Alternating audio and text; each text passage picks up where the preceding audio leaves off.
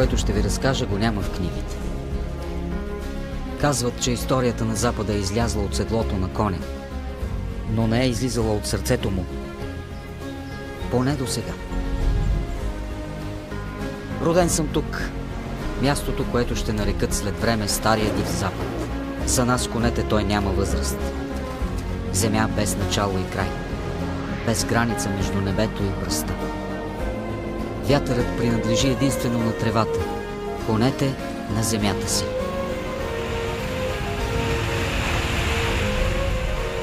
Казват, че мустангът е духът на Запада. А дали хората успяха да го покорят? Ще решите сами накрая. Историята, която ще разкажа, е истинска. Бях там и добре помня. Помня слънцето и небето и вятъра, който ме викаше тогава, когато дивите коне бяха свободни.